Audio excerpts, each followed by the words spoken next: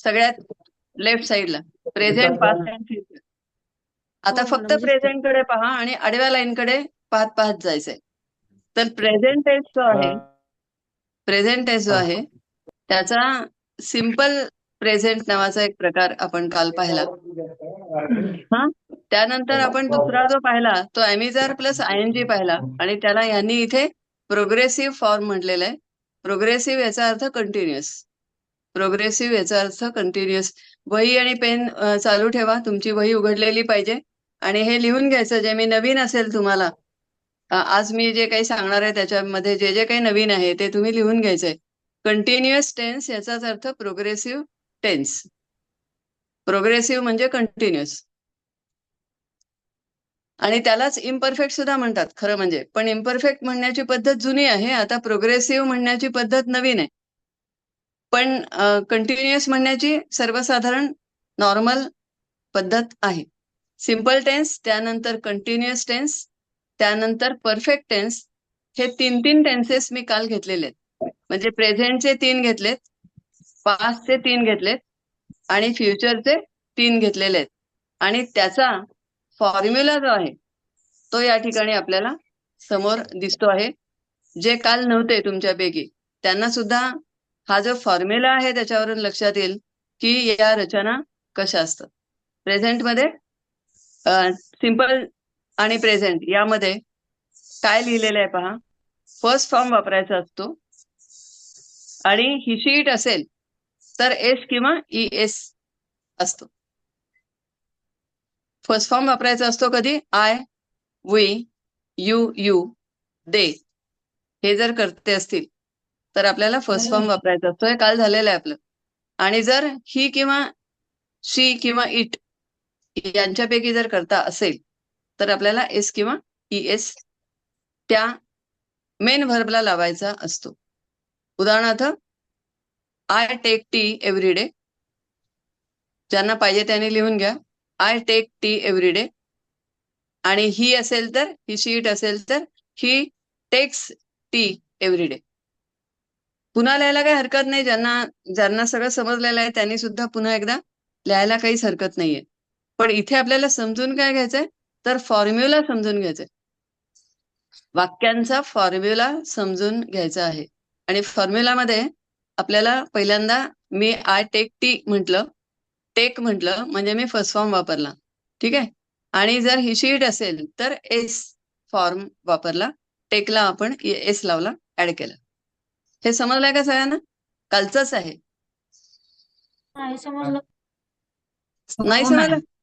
हा, फॉर्म्युला फक्त आता समजून घ्या. फॉर्म्युलाच्या भाषेत तुम्ही परीक्षेला जाताना हा फॉर्म्युला जर पाहिला, फॉर्म्युला म्हणजे वरची नावं वगैरे पाहण्यापेक्षा कसं असतं प्रेझेंट टेन्स, सिम्पल टेन्स कसा असतो तर फर्स्ट फॉर्म असतो किंवा एस फॉर्म असतो, एवढं पाहायचं.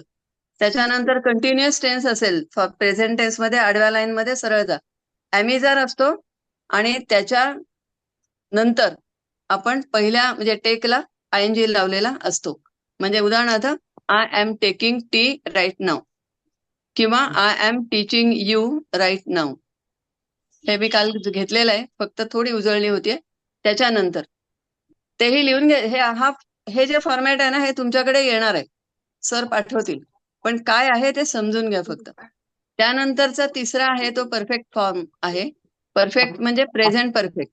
त्याच्यामध्ये काय लिहिलंय आपण यांनी की हॅव नंतर थर्ड फॉर्म घेतला जातो. हॅव किंवा हॅज घ्यायचा आणि त्याच्यानंतर थर्ड फॉर्म घ्यायचा. Third form that is V3. समजलंय. समजलंय का. Yes ma'am. हा समजलं. Yes yes yes. आता हा प्रेझेंट टेन्स झाला आणि चौथा जो आहे तो मी शिकवलेला नाहीये, तो आपण आत्ता तूर्त जरा वेळ बाजूला ठेवायचा आहे. आता पास्ट टेन्स बघा. कालचं जे झालंय त्याची एक 5 मिनिटात आपण रिव्हिजन घेतोय. पास्ट टेन्स जेव्हा असेल त्याच्या खालच्या लाईनवर जा. तर त्यावेळेला सिम्पल पास्ट जर असेल तर आपल्याला डायरेक्टली V2 म्हणजे ह्यांनी सेकंड फॉर्म म्हटलंय दुसरं रूप हे घ्यायचंय. उदाहरणार्थ ही टूक T yesterday, he took coffee yesterday. Past tense simple. समजतंय का बघा. सेकंड म्हणजे टूक घेतला आपण, टेक टूक टेकन मधला टूक घेतला, that is past tense, simple past. त्यानंतर प्रोग्रेसिव्ह त्यानंतर प्रोग्रेस, कोणीतरी बोलताय, डोंट डिस्टर्ब. त्यानंतरचा जो प्रोग्रेसिव्ह म्हणजेच कंटिन्युअस आहे, तिथे पास्ट कंटिन्युअस म्हणायचं. तिथे पाहिजे तर तुम्ही प्रोग्रेसिव्ह म्हणजे कंटिन्युअस लिहून घेतलेलं आहे, त्यामुळे तुम्हाला कळेल. पास्ट टेन्स मधला जर कंटिन्युअस असेल तर तो कसा असतो, तर पहिल्यांदा वॉज किंवा वेअर येतो, वॉज किंवा वेअर येतो, आणि त्यानंतर आयएनजी व्हर्बला, मेन व्हर्बला एक नंबरचं जे व्हर्ब असतं, म्हणजे टेक आहे, गो आहे, त्याला आयएनजी लागलेला असतो. हे पण आपण काल पाहिलंय. आणि परफेक्ट टेन्स जेव्हा असतो, पास्ट परफेक्ट, त्यावेळेला हॅव न घेता आपण हॅड घेतो आणि त्यानंतर V3 घेतो. V3 म्हणजे तिसरा फॉर्म आहे, हा तिसरा रूप आहे. हे समजलंय तुम्हाला पास्ट टेन्स काल. आणि आता मी फ्युचर घेते, कालचंच आहे ते अगदी थोडक्यात मी घेऊन मग पुढे जाणार आहे. कुठे जायचंय आपल्याला? प्रेझेंट, परफेक्ट कंटिन्युअस आणि तिन्ही प्रकारचे परफेक्ट कंटिन्युअस कडे मी जाणार आहे. पण तत्पूर्वी एक 2-3 मिनिटात आपण हे सगळं थोडक्यात आणि परत घेतोय. फ्युचर मधला जो सिंपल आहे त्यासाठी काय काय असतं? विल किंवा शॅल घ्यायचा, विल किंवा शॅल, आणि त्यानंतर पहिलं रूप ठेवायचं. म्हणजे आपलं जे आत्ता टेक आहे, आय टेक टी, हे जे वाक्य असेल तर आपल्याला उद्याबद्दल बोलायचंय, तर आय टेक टी चालेल का? नाही चालणार. मग काय पाहिजे? I will take tea, I shall take tea. आणि टेक नंतर, आय शॅल नंतर आपण टेक घेतोय, म्हणजे काय घेतलंय आपण? पहिला फॉर्म घेतलेला आहे, दॅट इज V1 घेतलाय. Correct, correct. त्यानंतर आपण प्रोग्रेसिव्ह म्हणजे कंटिन्युअस मध्ये जातोय, फ्युचरच्या. मला वाटतं हे सगळ्यांना रीड करता आलं पाहिजे, नसेल तर तुम्ही 2-3दा वाचा, म्हणजे तुम्हाला रीड करता आलं पाहिजे. म्हणजे त्या ऐन परीक्षेच्या दिवशी एवढं वाचलं की तुमच्या डोक्यात परत सगळं येईल की ओके, या पद्धतीने आपल्याला वाक्यरचना आपल्या असतात.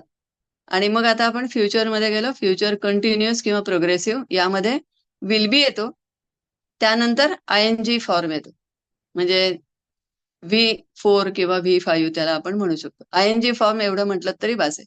ते 4 का 5 मध्ये पडायचं नाही आता आपल्याला. त्यानंतर फ्युचर मधला परफेक्ट टेन्स, म्हणजे उद्या माझं अमुक एक काम पूर्ण झालेलं असेल, उद्या माझा स्टडी कंप्लीट झालेला असेल, असं जेव्हा बोलायचंय फ्युचर परफेक्ट, त्यावेळेला आपण काय घेतो? विल आणि हॅव घेतो आणि नंतर V3 घेतो. तिथे थर्ड फॉर्म म्हटलेलंच आहे. म्हणजे मग या ठिकाणी आपण I will have completed my work tomorrow असं वाक्य तयार करू. म्हणजे मुळात मी हे का सांगितलं परत, की इथे आपल्याला व्हर्ब सिस्टीम कशी असते ते कळेल. सब्जेक्ट किती असतात सगळे मिळून इंग्लिशमध्ये? मुख्यतः 8 असतात, कमीत कमी 8 असतात, आणि जास्तीत जास्त हजारो लाखो पण असतात. उदाहरणार्थ हिच्या जागी एकाच मुलाचं नाव घेतलं, शी कॅटेगरीच्या ऐवजी एखाद्या मुलीचं नाव किंवा आडनाव घेतलं, इटच्या ऐवजी चाइल्ड आहे, बिल्डिंग आहे, ट्री आहे, असं काही पण एकवचनी, म्हणजे ही शी तृतीय पुरुषी एकवचनी आहेत. त्यांच्या जागी जगातले कितीतरी सब्जेक्ट तिथे एक नंबरला येतात. त्यानंतर हा सगळा आपण आत्ता शिकवलेला हा जो फॉर्म्युला आहे त्या अनुसार व्हर्ब सिस्टीम ठेवायची आहे. आणि या पद्धतीनं 9 पॅटर्न्स कसे असतात तयार झालेले, हे नटशेल मध्ये मी आता पुन्हा एकदा सांगितलेलं आहे. एक सुमारे 15 दिवसांनी आवश्यकता वाटली तर हेच फॉर्मॅट परत पाहायचं आणि स्वतः तुमचं तुम्ही पाहत जा दर 15 दिवसांनी, आणि समजून घ्यायचा आणि फिट करा डोक्यामध्ये. म्हणजे मग तुम्हाला त्याच्यामध्ये चुका व्हायला नाही पाहिजेत.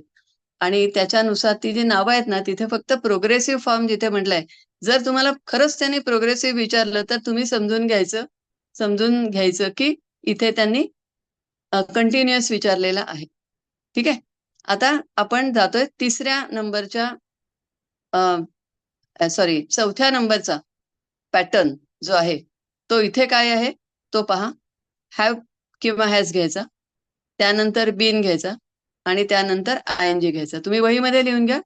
टायटल घ्या प्रेझेंट परफेक्ट कंटिन्युअस, वहीमध्ये प्रेझेंट. मी परत एकदा सांगणार आहे हे सगळं, पण आधी लिहून घ्या. प्रेझेंट परफेक्ट कंटिन्युअस, प्रोग्रेसिव्ह म्हणजे कंटिन्युअस. मी पुन्हा पुन्हा सांगतेय ते, कारण पेपरमध्ये ते प्रोग्रेसिव्ह म्हणून विचारू पण शकतात किंवा कंटिन्युअस पण विचारतील, तर माहिती पाहिजे म्हणून ही स्लाइड घेतली आपण. तर आता ह्यामध्ये जे तुम्ही टायटल लिहिलंय प्रेझेंट परफेक्ट कंटिन्युअस, असंच लिहा आपल्या पद्धतीनं. त्यानंतर खाली लिहा, त्याच्या खाली फक्त एवढंच लिहायचंय, have has HAVE oblique has HAS have has हॅवच्या आणि हॅजच्या मध्ये ऑब्लिक चिन्ह आहे. त्यानंतर बी न लिहायचंय BWN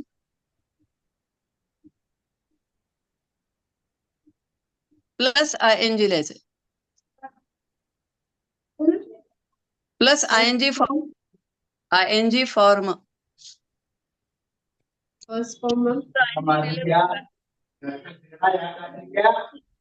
नुसतं ING लिहिलं तरी बास आहे.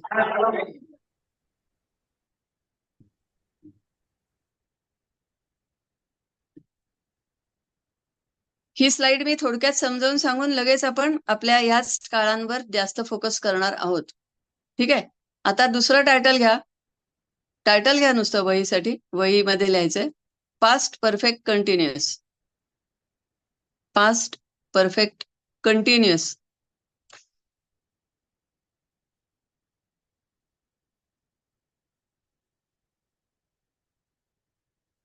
आणि त्याच्या खाली फक्त फॉर्मॅट लिहायचंय.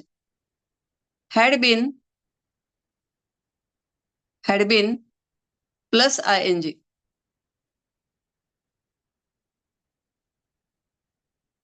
Had been plus ING.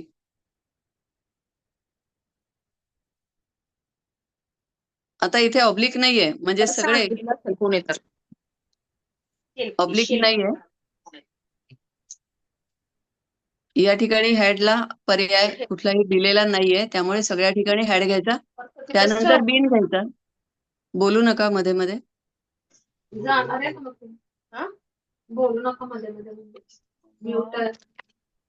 Past साठी पास्ट परफेक्ट प्रोग्रेसिव्ह किंवा पास्ट परफेक्ट कंटिन्युअस साठी हॅड घ्यायचा, बीन घ्यायचा आणि ING form.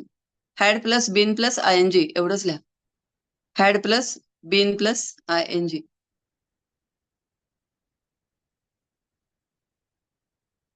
Had been plus ING. आणि हा ING कशाला जोडलाय तर फर्स्ट फॉर्मला जोडलाय.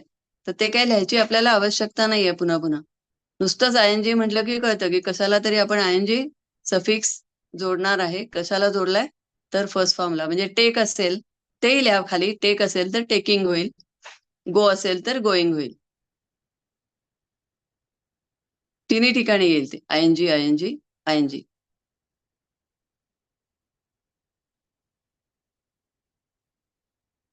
Have you understood? नुसतं फॉर्मॅट समजलाय तुम्हाला, पूर्ण नाही समजणार इतक्यात. आणि फ्युचर घ्या, त्याच्या पुढे लिहा फ्युचर परफेक्ट कंटिन्युअस. एकाच पेजमध्ये लिहायचंय नुसतं एवढंच. फ्युचर परफेक्ट कंटिन्युअस असं लिहायचंय. त्याच्या खाली फॉर्म्युला लिहायचंय. Will plus have plus been plus ING.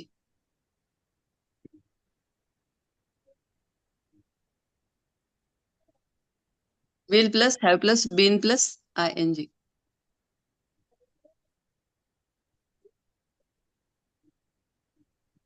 आता आजचा जो आपला फोकस आहे तो सगळा ह्या तिन्ही काळांचे जे परफेक्ट कंटिन्युअस टेन्सेस आहेत, जे मी काल तुम्हाला सांगितलं होतं की आपल्याला वेळ पुरणार नाहीये आज सगळे 12च्या 12 करते आजचे वाक्य रचना आपल्याला घेता येणार नाहीयेत. 9च घेऊया. त्यामुळे आपण काल 9 घेतल्यात आणि उरलेल्या ज्या 3 आहेत त्या मी आज घेणार आहे. आणि ह्या सगळ्या संपूर्ण सांगून झाल्याच्या नंतर मला आजच ऑक्झिलिअरी व्हर्ब्स आणि मेन व्हर्ब्स मधला फरक पण तुम्हाला सांगायचा आहे. तर त्याच्या पण आपल्याकडे छोट्याशा फ्रेम स्लाइड्स आहेत. ठीक आहे. तर आता आपल्याला हे तिन्ही तुम्ही एकाच पेजवर तिन्ही पॅटर्न्स लिहिलेले आहेत. पॅटर्न म्हणा, फॉर्म्युला म्हणा. आपण त्याला फॉर्म्युला म्हणूया, फॉर्मॅट म्हणू शकतो. तर आता तिन्ही काळ आपले नेहमीचे आहेत. ते कोणते कोणते 3 काळ असतात? प्रेझेंट, पास्ट आणि फ्युचर. आणि त्या सगळ्यांचे 4 नंबर, नंतर 8 नंबर आणि 12 नंबरचा जो काळ असतो त्या प्रत्येकाला अनुक्रमे present perfect continuous, past perfect continuous आणि फ्युचर परफेक्ट कंटिन्युअस म्हणतात. आणि तेच आपण आता तुमच्या वहीवर नेमका इकडचा सगळ्यात शेवटचा सगळे तिन्ही फॉर्म्युली आपण लिहिलेले आहेत. फॉर्म्युलाचं अनेक वचन फॉर्म्युली असं होतं. त्यामुळे फॉर्म्युले वगैरे असलं काय बोलायचं नसतं, फॉर्म्युली. तर हे तुम्ही तिकडे गुगलवर बघून घ्या की फॉर्म्युलाचं अनेक वचन काय आहे. तर हे तिन्ही फॉर्म्युले आपण घेतलेले आहेत. ठीक आहे. आता आपल्याला पुढची स्लाइड सर देतील. सर प्लीज, आजची जी पहिली स्लाइड आहे सर, आजची पहिली स्लाइड. हा, you can remove this and please take. हा, येस. आता मी हे समजावून सांगणार आहे तुम्हाला प्रेझेंट परफेक्ट कंटिन्युअस टेन्स कसा असतो. तर इथे लिहिलेलं आहे पहा, कळतंय ना? हा किती नंबरचा टेन्स आहे? 4 नंबरचा आहे. प्रेझेंट मधला शेवटचा. The present perfect continuous is used to describe an action, event or condition that has begun in the past and continues into the present. आणि हा काळ थोडासा वेगळा आहे म्हणूनच आपल्याला जरासा अवघड जातो समजायला. पण आता आपण सांगितल्यानंतर तुम्हाला ते सोपं जाईल. डायरेक्ट एक्झाम्पलवर आधी जाऊया, नंतर मी ते व्याख्या तुम्हाला सांगेन. एक्झाम्पल असं आहे, यू हॅव बीन प्लेइंग. तू मगा सिन्स सिन्स 10 AM. तुम्ही लिहा वाक्य हे. आता दुसऱ्या पेजवर हे वाक्य लिहा. You have been playing since 10 AM. Since 10 AM. हे महत्वाचं आहे, कारण त्यांनी ते दिलेलं नाही, कारण तिथे लक्ष जायची आवश्यकता नाही म्हणून. पण माझ्या दृष्टीने महत्वाचं आहे की ते जेव्हा आपण टाइम सांगतो पुढे, तेव्हा आपल्याला काय त्याचा मुख्य अर्थ काय आहे त्याचा अंदाज येतो. तर इथे समजा एखादा लहान मुलगा आहे 10 वर्षाचा आणि त्याची आई म्हणते त्याला की चला अभ्यासाला बस, तू सकाळपासून आतापर्यंत फक्त खेळत राहिलेला आहेस, खेळत आलेला आहेस, फक्त खेळत आलेला आहेस. म्हणजे ही जी तुझी ऍक्शन आहे खेळण्याची, ती 10ला सुरू झालेली आहे. म्हणजे तो पास्ट टेन्स मध्ये गेला की नाही, आजचे सकाळचे 10 वाजणं जेव्हा वाजलेले होते, तो जो क्षण आहे तो आता पास्ट टेन्स मध्ये गेलेला आहे. म्हणून वरती लिहिलंय, that particular action has begun in the past. आणि आता तू काय करतोयस, तर तू आत्ताही खेळतोयस. चल आता अभ्यासाला, बास कर तुझं खेळणं. असं समजा एखादी some mother is telling to her son that you have been playing since 10 AM. तू 10 वाजल्यापासून खेळतच आलेला आहेस आणि आता अभ्यास कर. पण त्यावेळेला आई जेव्हा असं म्हणतेय त्याला, तेव्हा तिच्या मनात आहे की अजूनही हा 15-20 मिनिटं किंवा अर्धा तास खेळणारच आहे. म्हणजे काम आधी सुरू झालेलं आहे. त्यानंतर आत्ता या क्षणी, म्हणजे तू 10 वाजल्यापासून खेळतोयस, आत्ता मी बोलतेय तुला, तर याही क्षणी तू खेळतोच आहेस आणि याच्यानंतरही तू खेळत राहणार आहेस असं दिसतं. असा सगळा सेन्स, म्हणजे काळांचा संगम, तिन्ही काळांचा संगम या प्रेझेंट टेन्स मध्ये, या प्रकारच्या प्रेझेंट टेन्स मध्ये आहे. Present perfect continuous. कारण का? खेळण्याचं काम, नीट लक्ष द्या, खेळण्याचं जे काम आहे ते थोडंफार परफेक्ट झालेलं आहे, म्हणजे पूर्ण झालेलं आहे. आणि कंटिन्युअस म्हणजे आत्ता पण तू खेळत आहेस. काम खेळण्याचं बरचसं झालेलं आहे. 10 वाजल्यापासून 7 वाजेपर्यंत तू खेळतोच आहेस, म्हणजे काम बरचसं झालेलं आहे. काम म्हणजे आता खेळणं हे काही काम नसतं, पण ती ऍक्शन पास्ट टेन्स मध्ये सुरू झालेली आहे ऍक्शन. आणि पण थोडासा पुढे पण तो खेळत राहणार आहे, हा सेन्स थोडा वेळ. आणि मग आतापासून त्याला तो घरी येईल आणि अभ्यासाला बसेल, असा इथे सेन्स आहे. आणि इथे करता काय आहे? यू आहे, आय किंवा यू. इथे आपण यू घेतला होता इतका वेळ. तू खेळत आलेला आहेस आणि आताही खेळतो आहेस, असे 2-2 अर्थ इथे आहेत. आय आणि यू मुळे इथे हॅव आलाय. आणि खालची जी लाईन आहे, ही शी हॅज बीन प्लेइंग, यामध्ये हॅवच्या ऐवजी काय घेतलंय बघा, हॅज घेतलाय. का घेतलाय? तर ही आणि शी आणि इट असतील तर हॅज घेणं क्रमप्राप्त आहे. You have to take that. तुम्हाला घ्यावा लागतो, म्हणून या ठिकाणी हॅज घ्यावा लागतो. ही शी इट असेल तर तेही लिहून घ्या.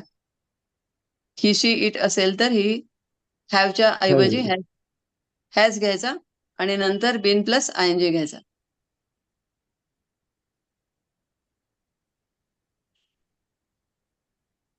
तर इथे खरं म्हणजे तिन्ही काळ येतात, पण तिन्ही काळ म्हणजे थोडे थोडे येतात. परफेक्ट टेन्स म्हटलात तर बरचसं काम 7 तासाचं काम पूर्ण झालेलं आहे. म्हणून परफेक्ट पण म्हटलं याला. आणि अजूनही तू खेळतोच आहेस आणि थोडा वेळ कदाचित अजून पुढे जाणार आहे. असा सेन्स आहे. तिसरा आहे तो. फक्त फ्युचरचा सेन्स त्याच्यामध्ये आहे. टेन्स नाहीये, पण तो सेन्स आहे, अर्थ आहे. सेन्स म्हणजे अर्थ. थोडासा अर्थ त्याच्यामध्ये आहे. ती जर आई जर सांगायला आलीच नाही, तर तो अजूनही पुढे कितीतरी वेळ खेळत राहील, असाही तिथे सेन्स म्हणजे अर्थ आहे. असे तर आता मी परत तुम्हाला पहिल्या वाक्याचा आणि दुसऱ्या वाक्याचा अर्थ सांगते, तो लिहून घ्या. You have been playing since 10 AM. तू सकाळी 10 वाजल्यापासून खेळत राहिलेला आहेस. खेळत आलेला आहेस किंवा खेळत राहिलेला आहेस. हे लिहा वाक्य मराठीमधलं. Madam once more.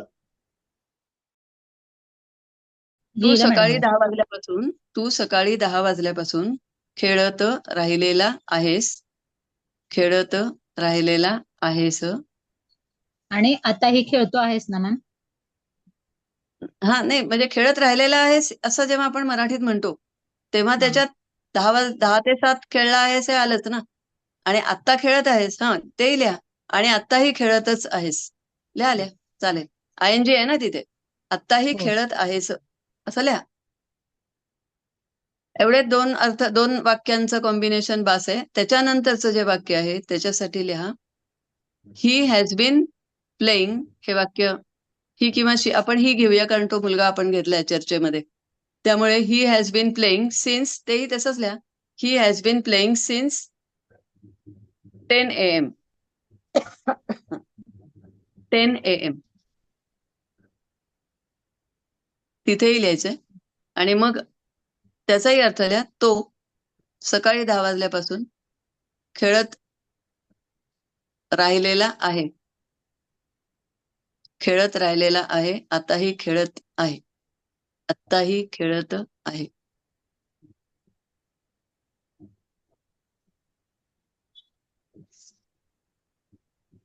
आणि ही जी आत्ताही खेळत आहे.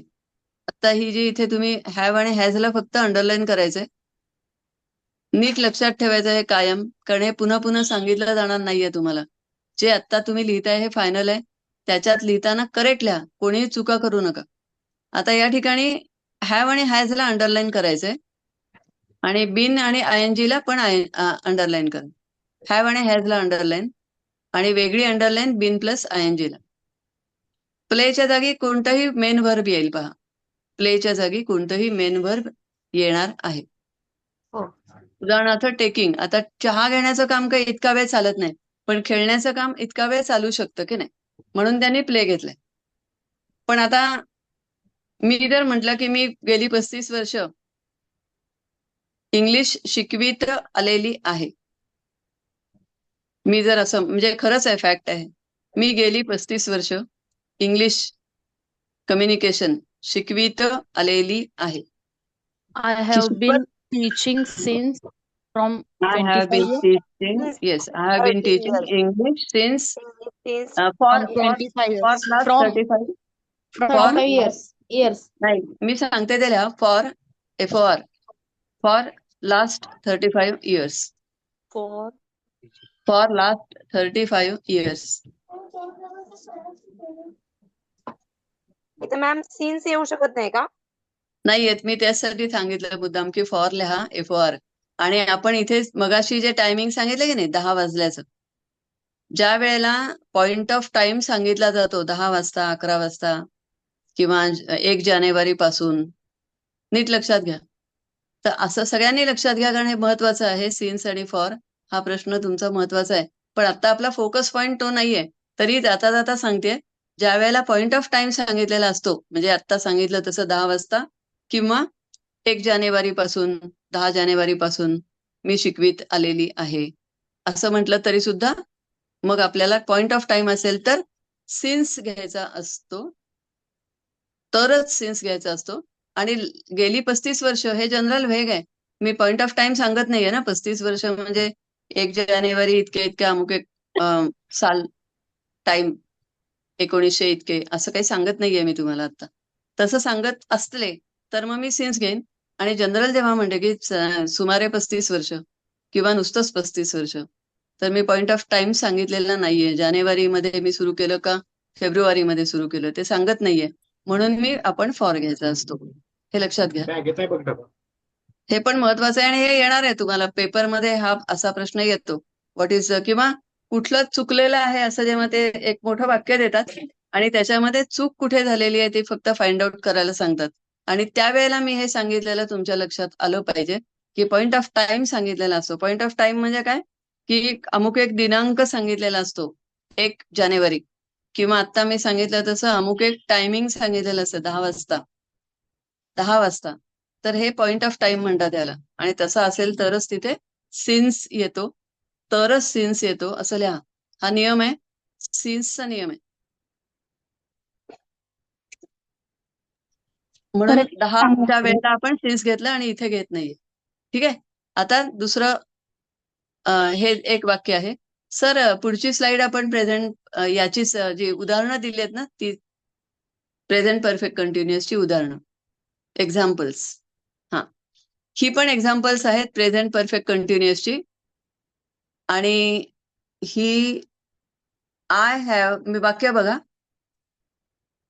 I have been working on this project for a week. Marathi अर्थ काय होईल याचा? मी या प्रोजेक्टवर एक आठवडाभर, एक आठवडा झाले काम करत आहे. आठवड्यापासून, एक आठवडाभर म्हणा किंवा एक आठवड्यापासून आहे. काम करत करीत आहे. राहिलेलो आहे. नाही, ते लिहा. महत्वाचं काय आहे की काम करीत राहिलेलो आहे. अजूनही काम पूर्ण नाही, आत्ताही करतोच आहे, थोडंसं अजूनही पुढे करणार आहे. 3 काळ तिथे खरं म्हणजे एकत्र येतात. थोडं काम झालेलं आहे, आत्ता मी करतो आहे आणि पुढे पण करीत राहणार आहे. मुलगी असेल तर ती म्हणेल की मी काम करते आहे, आत्ताही करते आहे, केलेलं आहे आणि पुढे करीत राहणार आहे. हा अर्थ प्रेझेंट परफेक्ट कंटिन्युअस मध्ये असतो. लिहून घ्या व्यवस्थित. प्रोजेक्टचा अर्थ मराठीमध्ये प्रकल्प असा असतो. पण तुम्ही प्रोजेक्ट लिहिलं तरी काय हरकत नाही, कारण ते कोणी तुम्हाला पेपरमध्ये विचारणार नाहीये की तुम्ही प्रकल्प का नाही लिहिलं. आपल्याला मराठी इतकं आवश्यक नाहीये, पण हे जे अंडरस्टँडिंग वाक्यांचे आणि फॉर्म्युला जे आहेत ना, ते सगळे महत्वाचे आहेत. आता या वाक्यात आपण तपासून पाहायचं, असं जर वाक्य आलं, हेच वाक्य काय, हेच परत सांगू का?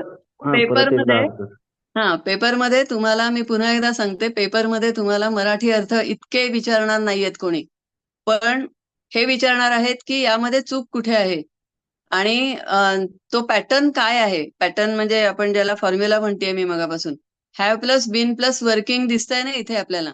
मग आता मी समजावून सांगितलंय मगाशीच तुम्हाला की हॅव बीन आणि आयएनजी आला तर याचा अर्थ प्रेझेंट परफेक्ट कंटिन्युअस आहे. मग हे आपल्याला चटकन ओळखता आलं पाहिजे की हा प्रेझेंट परफेक्ट कंटिन्युअस टेन्स आहे. आता ह्या स्लाइडमध्ये सगळ्याच ठिकाणी पहा, फक्त करता बघा आणि करत्यानंतर काय काय आहे बघा पटकन.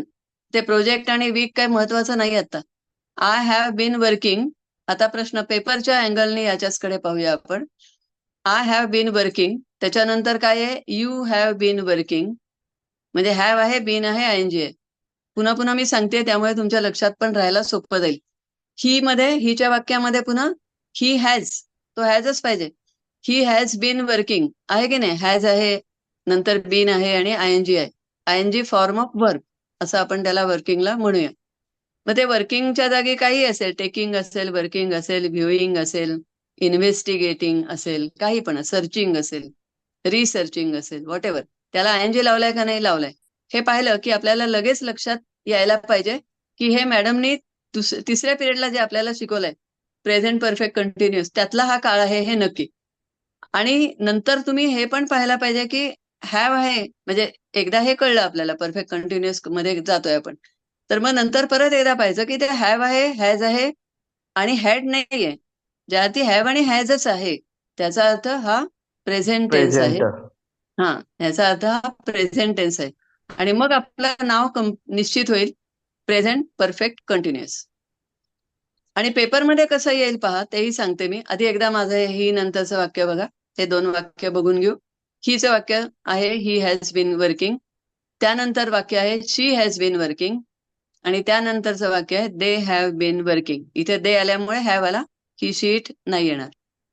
ही आणि शी बरोबर हॅज आलाय. चाइल्ड आला तरी सुद्धा चाइल्ड हॅज बीन वर्किंग असंच येणार. हॅज येणार. ही शी इट आणि इटच्या ऐवजी चाइल्ड घेतलं तर. हीच्या ऐवजी कुठल्याही मुलाचं नाव तुम्ही अमित कुलकर्णी असं घेऊ शकता. शीच्या ऐवजी तुम्ही सपना जाधव घेऊ शकता. कोणत्याही मुलीचं नाव घेऊ शकता. नाव आणि आडनाव सगळं घेऊ शकता. नाव आणि आडनाव जरी घेतलं तरी सुद्धा त्यानंतर तुमचा हॅजच आला पाहिजे वाक्यामध्ये. हे बेसिक आहे. हे सगळं बेसिक इंग्लिशच आहे खरं म्हटलं तर. पण कसं आयडेंटिफाय करायचं ते मी सांगते. पेपरमध्ये असं विचारतील, आता मी त्या पेपरमध्ये हा प्रश्न कसा विचारतील ते सांगते. शेवटचं वाक्य घेऊया. They have been working on this project for a week. हे वाक्य दिलेलं आहे. They will ask you tell the name of the tense of.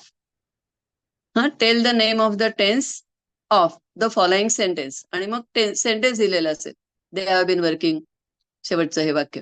आणि त्याच्यानंतर एबीसीडी जे असतात की नाही, त्याच्यामध्ये तुम्हाला चार वेगळे वेगळे काळ दिलेले असतील. आणि त्याच्यामध्ये एका ठिकाणी प्रेझेंट परफेक्ट कंटिन्युअस लिहिलेलं असेल आणि त्याला तुम्ही टिक करायचं, आयडेंटिफाय करायचं की हा काळ काय वाटेल झालं तरी हाच काळ आहे. हे तुम्हाला कळलं पाहिजे. दे नंतर काय आहे? हॅव आहे. दे नंतर हॅव आहे आणि बीन आहे आणि आयएनजी आहे. आता मी आधी तुम्हाला फॉर्म्युला सांगितलेला आहे. फॉर्म्युला सांगितलाय, त्याच्यावरनं तुम्हाला हे कळायलाच पाहिजे की हॅव बीन प्लस आयएनजी आहे वाक्यामध्ये. आणि हॅव आहे ना. हा कमीच दाखवा, पण जरा असं दाखवा ना. आहे जर रेट एवढं तुम्ही सांगितलं, बापरे. हॅलो मॅम, कोणाचा तरी माईक चालू आहे. तेच माईक चालू आहे कोणाचा मध्ये तर. मध्ये डिस्टर्ब केला तर माझा पण लिंक तुटणार आहे. बाकीचे कोणीही माईक चालू ठेवू नका. म्हणजे सरांचं आहे ठीक आहे, कारण सरांना मधून एखादं वाक्य तरी आता मला एक चांगली सजेशन दिली की हे पुन्हा एकदा त्यांना किंवा प्रश्न कसा येईल हे सांगा. प्रश्नामध्ये असंच आहे, वाक्य देतात आणि कोणता name of the name the tense किंवा give the name of the tense, give the title of the tense, किंवा हे खालील वाक्य कोणत्या काळामधलं आहे ते सांगा. ABCD. ए मध्ये समजा नुसतं सिम्पल प्रेझेंट आहे. Simple present. बी मध्ये प्रेझेंट परफेक्ट कंटिन्युअस आहे. सी मध्ये सिम्पल पास्ट आहे. आणि डी मध्ये पास्ट कंटिन्युअस आहे. Past continuous. तर आपलं उत्तर काय असेल? Present perfect. प्रेझेंट परफेक्ट जिथं लिहिलेलं आहे. प्रेझेंट परफेक्ट नुसतं नाही, नुसतं प्रेझेंट परफेक्ट पण नाही, कंटिन्युअस पण पाहिजे. Continuous continuous. आपलं टायटल आहे ना आत्ताच्या या स्लाइडचं टायटल काय आहे? Present perfect continuous. B option. Present perfect B पर्याय. बी हा पर्याय आहे. जिथे हो, तुम्हाला बी प्रेझेंट परफेक्ट कंटिन्युअस दिसेल त्याला टिक करायचं. समजलं? इथे बी ला करायचं. आणि समजा त्याने प्रेझेंट कंटिन्युअस पण विचारू शकतात ते, म्हणजे ABCD मध्ये ते प्रेझेंट परफेक्ट पण लिहितील किंवा प्रेझेंट कंटिन्युअस पण लिहितील आणि शिवाय प्रेझेंट परफेक्ट कंटिन्युअस पण लिहितील. हो, आणि शिवाय मग जमले. कुठेतरी चौथा म्हणून फ्युचर किंवा पास्ट काहीतरी लिहितील चौथं. पण असे तिन्ही पण लिहू शकतात. प्रेझेंट, सिम्पल प्रेझेंट, चारही प्रेझेंटची नावं लिहिली तर काय होईल? चारही प्रेझेंटची नावं, simple present, present perfect, present continuous आणि प्रेझेंट परफेक्ट कंटिन्युअस, असे चारही जर ABCD दिले तर आपलं उत्तर आहे काय कोणत्याही परिस्थितीत प्रेझेंट परफेक्ट कंटिन्युअस. कारण इथे ING, आता पहा मी आता नवीन पुन्हा अजून दुसरा एक प्रकाश टाकते. इथे त्याचं कारण पहा तुम्ही, नाव बघा प्रेझेंट परफेक्ट कंटिन्युअस. आणि हाच प्रकार आपण पास्ट टेन्स मध्ये आणि फ्युचर टेन्स मध्ये पण हेच पाहायचंय. आणि त्याच पद्धतीनं मी आता सांगणार आहे. ING दिसतोय म्हणजे कंटिन्युअस दिसतोय का तुम्हाला? ING जेव्हा जेव्हा असतो तेव्हा कंटिन्युअस टेन्स असतो का नाही? हो असतो. असतो. आणि हॅव पण दिसतोय, पण हॅव नंतर थर्ड फॉर्म आहे का? तर तो बीन हा थर्ड फॉर्म आहे, पण हा मेन व्हर्बचा थर्ड फॉर्म नाहीये, हा बीचा थर्ड फॉर्म आहे. किंवा तुम्ही नुसता फॉर्म्युला लक्षात ठेवा, have plus been plus ING. Okay. हे दिसलं की तुम्ही प्रेझेंट परफेक्ट कंटिन्युअस त्याला जिथे कुठे लिहिलं असेल ते उत्तर तुमचं ABCD जे असेल ते बरोबर करेक्ट लिहायचं. कारण कधी कधी असंही होऊ शकतं की तुमच्या मनात उत्तर आहे जे आहे ते बरोबर आहे, पण तिसरीच ठिकाणी तुम्ही चुकून टिक करता. असं करतात मुलं, काही स्टुडंट्स. तर तसं काही करू नका. Be very specific. पाहिजे तर टिक करण्यापूर्वी 1-2 क्षण पुन्हा एकदा विचार करा आणि त्यावेळेला तुम्हाला हॅव आणि हॅड, समजा इथे हॅड तर नाही ना, असं एकदा पुन्हा बघा. हा, आणि मग हॅवच आहे. हॅव आहे म्हटल्यानंतर हा प्रेझेंटच आहे. कदाचित तुम्हाला एखादा ऑप्शन ते पास्ट परफेक्ट कंटिन्युअस पण म्हणतील, कारण मग ते तुमचं कन्फ्युजन व्हावं अशी त्यांची इच्छा असते. आणि पहा, त्यांची इच्छा अशी काही वाईट नसते की तुम्ही जरा कन्फ्युज व्हावं, पण नंतरच्या स्टेपला तुम्ही परफेक्ट पॉइंटवर जावं, करेक्ट उत्तर तुम्हाला शोधता यावं, कारण तुम्ही टीचर आहात. तुम्ही स्टुडंट फक्त नाही आहात. यापुढच्या काळामध्ये तुम्हाला टीचर ॲबिलिटी काय असते, तर परफेक्शनची ॲबिलिटी असते टीचरला. टीचर 100% परफेक्ट असणं अत्यंत आवश्यक आहे. तुम्ही उद्याचे टीचर आहात आणि त्याची इलिजिबिलिटी म्हणजे पात्रता. टीचर इलिजिबिलिटी टेस्ट आहे. त्यामुळे अतिशय कॉशियसली आपण उत्तर लिहायचं. दोन्ही अर्थाने. फक्त मार्कांसाठी विचार करू नका. 100% मला येत आहे असा अभ्यास करणं सर्व विषयांचा अत्यंत आवश्यक आहे. कळलं आता? इथे हॅव आणि हॅज आहे, याचा अर्थ हा प्रेझेंट आहे. ING दिसतोय म्हणजे हा कंटिन्युअस आहे. आणि बीन जो आहे ना, तो थर्ड फॉर्मच आहे. मी नुसतं एवढंच सांगते, ते काही महत्वाचं नाही. बीन दिसतोय ना, मग हॅव, बीन आणि वर्किंग हे दिसतंय, याचा अर्थ हा प्रेझेंट परफेक्ट कंटिन्युअस आहे. इतकं मी तुम्हाला सांगितलं की हा बीन पण थर्ड फॉर्म आहे, हे मला गॅरंटी आहे. तर ती तशी असायला पाहिजे तुम्हाला सुद्धा उद्या, कारण मी आता तुम्हाला सांगितलेली आहे. म्हणजे मी टीचरची टीचर आहे ना आता, त्यामुळे मी तुम्हाला सांगितलं that is be was been, असे ते 3 बीचा हा थर्ड फॉर्म आहे. बीनं हॅव नंतर थर्ड फॉर्मच येतो आणि INGच्या आधी बीचंच रूप लागतं, म्हणून ते तसं कॉम्बिनेशन झालेलं आहे. इतकंच सांगते थोडक्यात. हे काय इतकं महत्वाचं नाही. हे तुम्हाला त्यातलं आतलं परत टेक्निक सांगितलं मी. काय असतं सेंटेन्स, कसं पॅटर्न कसा निर्माण झालेला असतो, ते त्याचं गमक सांगितलं. ठीक आहे. आता सर आपण पुढची स्लाइड आधी पास्ट परफेक्टची घेऊया. म्हणजे उदाहरणांच्या आधी आपण व्याख्या दिल्यात past perfect. Past perfect continuous. Yes, thank you sir. Past perfect continuous tense बघा पुन्हा असाच असतो, फक्त जसं मी आता ती आई एखादी आपल्या मुलाला म्हणाली, ती आत्ता म्हणाली की नाही, त्या अर्थाने तो प्रेझेंट होता. पण आत्ता समजा आपण बोलतोय की मी एखादी व्यक्ती आहे. आपण एकदम एक्झाम्पलवर आत्ता जरा 2 मिनिटं जाऊया. I had been playing. इथे काय केलंय ह्याने, अगदी थोडक्यात सांगायचं म्हणजे हॅड आहे. हॅड दिसतोय, आय हॅड बीन प्लेइंग. आणि हीच्या जागी सुद्धा खालच्या वाक्यामध्ये he had been playing. Have आहे का हॅड आहे इथे? हॅलो, हॅड आहे. Had madam. हा, मग सिंपल आहे. हॅड दिसतोय, याचा अर्थ तो पास्ट टेन्स आहे. एकदम सोपं. हॅड दिसतोय, नंतर बीन आहे आणि ING. हॅड बीन ING दिसतोय म्हणजे हा पास्ट परफेक्ट कंटिन्युअस आहे. हॅड आहे, हॅव नाहीये. हॅड कडे Had plus ing. हा, had Had been been. Plus ING. Had plus been हा. Plus ING. मगाशी हा. मी पहिल्यांदाच सांगितलंय तुम्हाला. थोडं अवघडच आहे, म्हणजे पहिल्यांदा तुम्हाला अवघड वाटेल. आता हळूहळू आजच्या लेक्चरमुळे तुम्हाला ते सोपं वाटेल, लेक्चर Had plus झाल्यानंतर. plus ing. आता अगदी सोपं बोलायचं झालं तर इथे हॅड आहे आणि हॅड Oh. आहे, बीन आहे, ING आहे. Correct correct correct. मग हा पास्ट हॅड वरनं कळतं की हा पास्ट आहे आणि प्लेइंग वरनं कळतं की हा कंटिन्युअस आहे, म्हणजे ING आहे तिथे. कंटिन्युअस टेन्स डिनोट करतो. ING denotes continuous tense. आणि परफेक्ट आहे तो सुद्धा बीन मध्ये आहे अनुस्यूत, कारण तो थर्ड फॉर्म ऑफ बी आहे. तो असतो तो, पण त्याच्याकडे जाऊ नका तुम्ही. इतक्या डिटेल्स मध्ये पण विचार करण्याची गरज नाहीये. हॅड बीन ING दिसला की तुम्ही निश्चित करायचं पहिल्यांदा की हा काय वाटेल ते झालं तरी, कुठल्याही सरांनी, इतर सरांनी, मॅडमने सांगितलं तर, म्हणजे इतर म्हणजे तुम्ही समजा शिकवताय पुढं, दुसऱ्यांनी कुणी ते सांगितलं नाही, he is not sure about that. ते कदाचित काही पण म्हणतील, प्रेझेंट म्हणतील, परफेक्ट म्हणतील, प्रेझेंट परफेक्ट कंटिन्युअस म्हणतील. आपण म्हणायचं की जर इथे हॅड आहे, याचा अर्थ हा पास्ट टेन्सच आहे. मग पास्ट परफेक्ट कंटिन्युअस आहे, हे तुम्हाला गॅरंटी पाहिजे.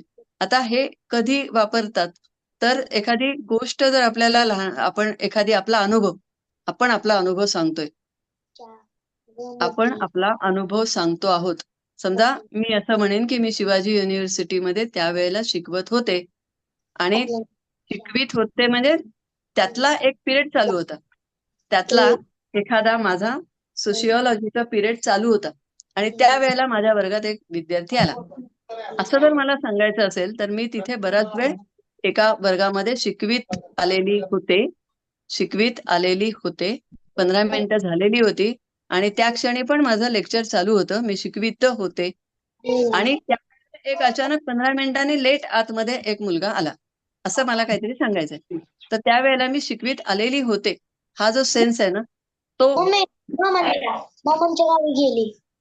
बरोबर. ते हे वाक्य आहे. तुम्ही सगळ्यांनी माईक ऑफ ठेवा, माईक म्यूट ठेवा. तर ते हे वाक्य आहे, आय हॅड बीन प्लेइंग आहे, इथे तुम्ही आय हॅड बीन टीचिंग लिहून घ्या. म्हणजे तुम्हाला मी आता जे उदाहरण दिलं, I had been teaching on that day. त्या दिवशी मी शिकवीत आलेली होते, म्हणजे थोडं शिकवून झालेलं होतं. तो मुलगा आत आला तेव्हा पण मी शिकवीत होते, आणि अजून तो बसला तरी आत येऊन, तरी सुद्धा मी पुढेही शिकवणार होते.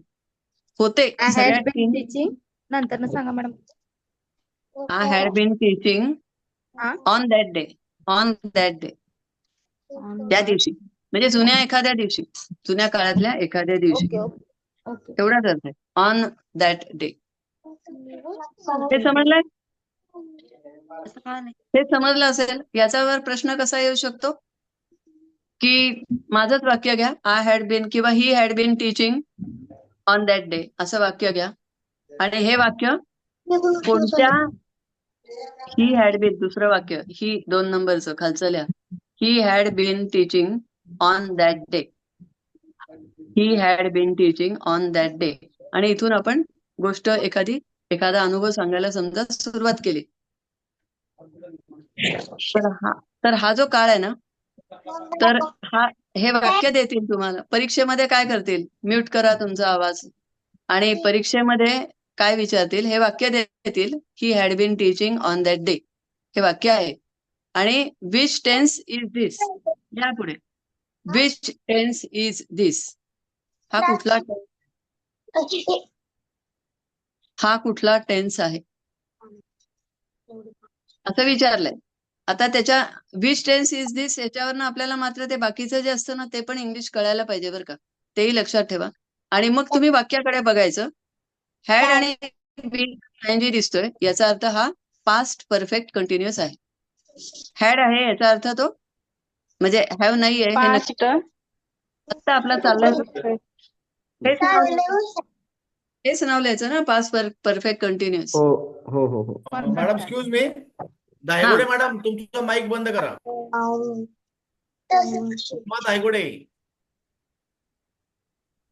उमा धायगुडे मॅडम माईक बंद करा. हा मॅडम प्लीज यू कॅन. हो येस थँक्यू सर. आता आपण त्याच्यावरचे पास्ट परफेक्ट कंटिन्युअसची उदाहरणं आहेत इथे. आणि पहिलं वाक्य पहा, we had been waiting long before the taxi arrived. Taxi आली त्याच्या आधी आम्ही बराच वेळ वाट पाहत होतो. बसलेलो होतो नाही म्हटलेलं त्याने, आम्ही टॅक्सीची वाट पाहत आलेलो होतो. पाहत होतो नाही, वाट पाहत आलेलो होतो, हे लिहा, तेवढासाच भाग लिहा. आम्ही वाट पाहत आलेलो होतो, म्हणजे तो जो क्षण आहे टॅक्सी तिथे येण्याचा जो क्षण आहे, त्या क्षणाच्या आधी पण आम्ही वाट पाहत होतो टॅक्सीची किंवा कुणाची पण, आणि त्या क्षणी पण आम्ही वाटच पाहत होतो. आणि टॅक्सीच्या पुढे थोडेसे 2-4 क्षण अजून आम्ही त्या वेगळ्या व्यक्तीची पण वाट पाहत राहिलेलो होतो. वाट पाहत आलेलो होतो असा अर्थ आहे. वाट पाहत आलेलो, आम्ही वाट पाहत आलेलो होतो, हे महत्वाचं आहे वाक्य मराठीतलं. आपल्याला याच्यामुळे मराठी पण समजेल. आपण क्वचित अशी वाक्य बोलतो आणि त्याचमुळे आपल्याला हे काळ पटकन समजत नाहीत. मराठीत पण आपण हे काळ फारसे बोलत नाही. म्हणून ते कळत नाहीत, बाकी काही नाही. तर आपल्याला हे कळलेलं आहे की इथे हॅव बीन प्लस वेटिंग नाहीये, हॅड बीन प्लस वेटिंग आहे. हेच वाक्य जर विचारलं तर तुमचं उत्तर काय आहे? Past perfect continuous. ओके. त्यानंतर आपण एकदम तिसरं वाक्य घेऊया. इट छोटा आहे म्हणून. It had been raining hard for several hours. It had been raining hard for several hours. इथे पुन्हा हॅड बीन रेनिंग आहे की नाही? आहे. आपला फॉर्म्युला आहे ना, had plus been plus ING. तो दिसतोय तिथे आपल्याला. हार्ड म्हणजे काय की खूप जास्त पाऊस पडत होता. आणि फॉर सेव्हरल आवर्स म्हणजे बरेच तास पाऊस त्या क्षणी, त्या वेळेला पडत राहिलेला होता. ते लिहा, अर्थ लिहा. त्या क्षणी, त्या अमुक एका क्षणी बराच वेळ पाऊस पडत आलेला होता, पडत राहिलेला होता. खूप जास्त पाऊस म्हणजे हार्ड. पडत राहिलेला होता असा अर्थ आहे इथे. तुम्ही अर्थ लक्षात घ्या. म्हणजे तो जो क्षण आहे हे सगळं जुन्या काळातलं तुम्ही काहीतरी एखादा अनुभव सांगताय आणि त्या दिवशी मी जो अनुभव सांगते आहे तो जो मुलगा आला, मगाशी मी म्हटलं ना, तसा माझ्या वर्गामध्ये तो मुलगा आला. मी शिकवत तर होतेच, शिकवत राहिलेली होते आणि बाहेर खूप जास्त पाऊस पडत राहिलेला होता, पडत आलेला होता असा अर्थ आहे तिथेच, त्याच ऍक्शन मध्ये. पण ही गोष्ट जी काही मी सांगणार आहे पुढे, त्याच्या आधी मी तुम्हाला हा पॅटर्न तिथे वापरू शकते. आणि तो हा मुळात मी माझ्या जुन्या काळातला एखादा अनुभव सांगणार आहे अजून. मग तो मुलगा उभा राहिला, मग त्याने मला विचारलं, अमुक एक प्रश्न विचारला. मग मी त्याला सांगितलं की आता तू इतक्यात प्रश्न विचारू नको, माझं लेक्चर पूर्ण होऊ दे नंतर, वगैरे वगैरे.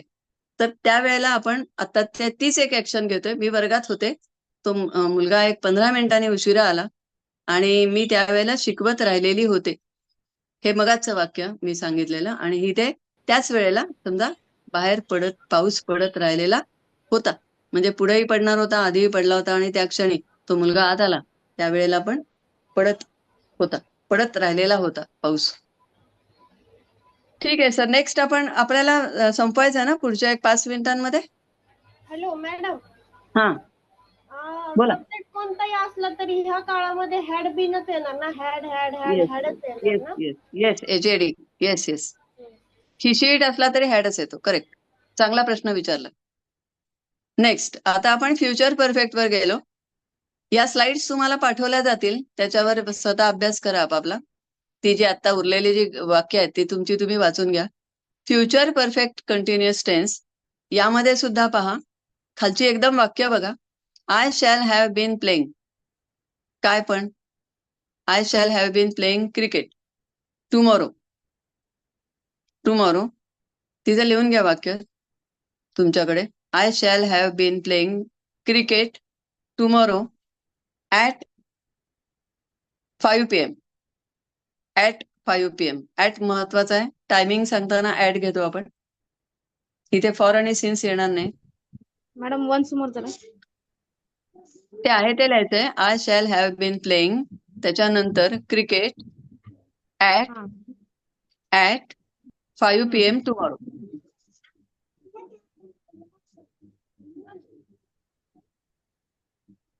Okay ma'am. आता समजा आपल्याला विचारलंय की तुला भेटायला मी मला विचारलंय की तुला भेटायला मी उद्या 5 वाजता येऊ का? तर मी काय उत्तर देईन? No no no no, don't come at that time because I have been playing cricket और चेस टुमॉरो. मी त्यावेळेला खेळत असणार आहे. तू येऊन काय उपयोग आहे? मी त्यावेळेला ऑन द ग्राउंड असणार असा अर्थ आहे.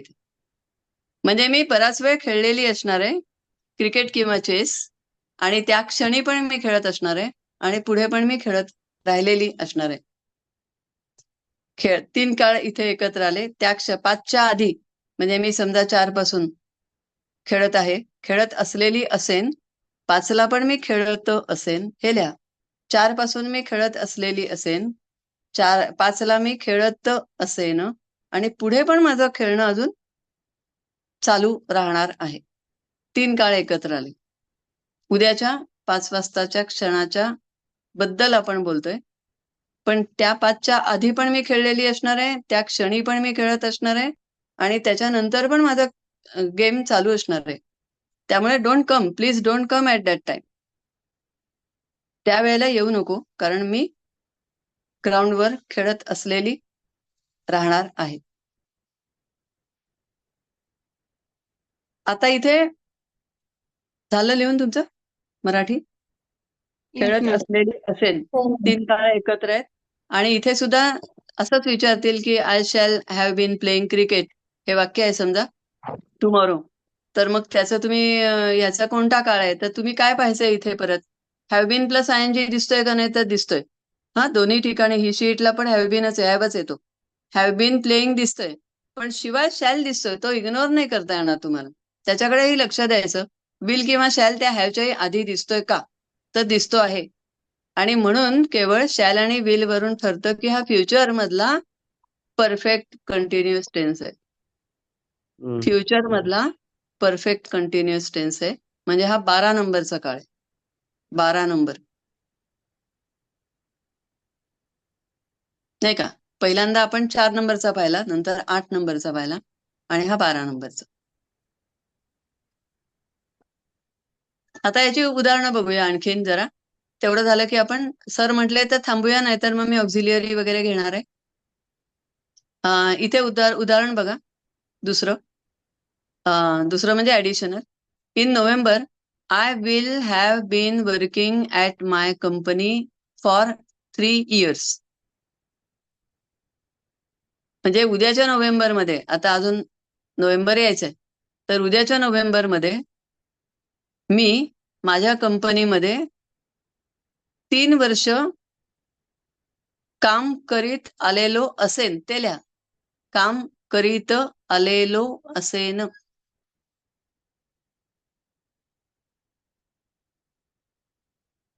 नोव्हेंबर 24 मध्ये मी काम करीत आलेलो असेन. कंपनी वगैरे महत्वाचं नाहीये. 3 वर्ष काम करीत आलेलो असेन. 3 वर्ष काम करीत आलेलो असेन. नोकरी, काम म्हणजे नोकरी करीत आलेलो असेन. आता हा पण काळ आपण फार कमी वापरतो, त्यामुळे आपल्याला तो चटकन आपला वाटत नाही. मराठीत सुद्धा आपला वाटत नाही आणि त्यामुळे इंग्लिशमध्ये अजूनच तो अवघड जातो. पण आपण इथे परत तेच पाहायचंय, हॅव बीन प्लस आयएनजी आहे, पण त्याच्या आधी विल आहे. याचा अर्थ हा फ्युचर परफेक्ट कंटिन्युअस आहे. ठीक आहे. आता एकदम आपण खालून दुसरा घ्या. When I turn 30. समजा तुम्ही 20 वर्षाचे आहात, तर तुम्ही बोलताय when I turn 30. When I turn 30 I will have been playing piano for 21 years.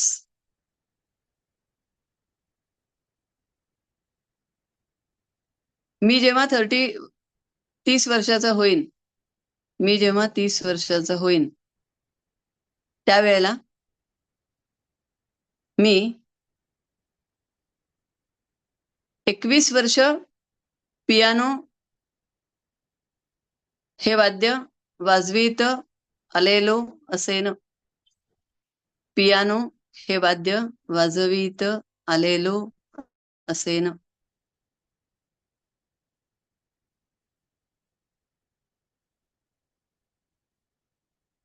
Okay.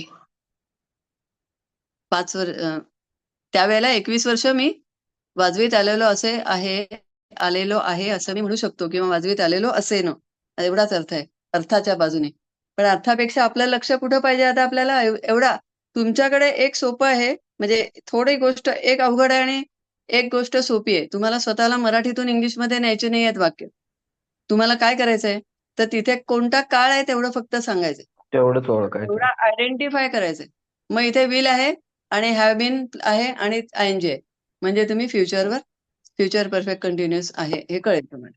आता याच्यानंतर मी एक लिस्ट दिलेली आहे. वेळ आहे का सर? 5 मिनिटं. सर 5 मिनिटं वेळ आहे? आहे मॅडम, आहे. घ्या. Yes, thank you. इथे आता लिस्ट ऑफ ऑक्झिलिअरी वर्ब्स. आता पहा, आता आपला पहिला सेक्शन संपला आजचा. 5 मिनिटांमध्ये मी तुम्हाला मेन व्हर्ब आणि ऑक्झिलिअरी व्हर्ब मध्ये काय फरक आहे ते सांगणार आहे. कारण आता आपण आत्ताच याच वेळेला ही बरोबर वेळ आहे की ज्या वेळेला आपण तो अर्थ सांगू शकतो. ऑक्झिलिअरी व्हर्बचा अर्थ लिहा, ते स्पेलिंग लिहा तिथलं, ऑक्झिलिअरी व्हर्ब, आणि त्याच्या खाली अर्थ लिहा सहाय्यक क्रियापद. सहाय्यक क्रियापद.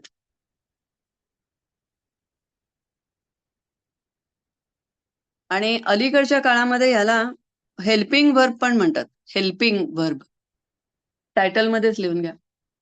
ही पण स्लाइड तुम्हाला पाठवली जाईल, पण आत्ता तुमच्या वहीत तुमच्या हाताने लिहिलं की ते जास्त चांगलं लक्षात राहतं म्हणून लिहायचंय. आता ही नुसती लिस्ट वाचा, मनातल्या मनात वाचा.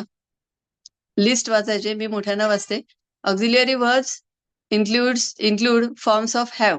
हॅवची सगळी रूपं, हॅव, हॅज, हॅड. तिथे हॅड नाही लिहिलेला पण तो आहे. Have, has, had. ठीक आहे. त्याच्यानंतर डू. डूची सगळी रूपं, डू आहे, डज आहे, डू आहे आणि डीड आहे. त्याच्यानंतर बीची कोणती कोणती रूपं असतात ते पण पहा. Am, is, are, was, were, will be, shall be, नुसता बी, नंतर बीइंग आणि बीन. एवढे सगळे बीचे टू बीची रूपं आहेत. तुम्हाला जर कोणी विचारली, पुढे मागे तुमच्या स्टुडंट्सनी विचारली, तर ही पाठ पाहिजे तुमची. त्यानंतर देअर आर 9 मोडल ऑक्झिलिअरीज. मोडल ऑक्झिलिअरीज कोणती आहेत ती डायरेक्ट बघा. कॅन, कुड, will, would, shall, should, may, might and must. शेवटचा मस्ट आहे, तिथे नाहीये, तो दिसत नाहीये, पण तो मस्ट आहे तिथे. तर हे सगळे मोडल ऑक्झिलिअरी जे आहेत ना, ह्याच्यानंतर आपण मेन व्हर्ब टाकतो. हे जे ऑक्झिलिअरी व्हर्ब्स आहेत ह्याच्यानंतर आपण, बरं का, हे आता मी वाक्य बोलते ते महत्वाचं आहे. सर याच्यानंतरची लिस्ट ऑफ, हां, yes, thank you. All other words. आता हे जे मी इतका वेळ सांगितली ती ऑक्झिलिअरी वर्ड्स होती. ओके. आता जे मी इथे असं सांगते आहे की इतर जी वर्ड्स आहेत ती सगळी मेन व्हर्ब मध्ये येतात. मुख्य क्रियापदे त्याला मराठीत म्हणायचं.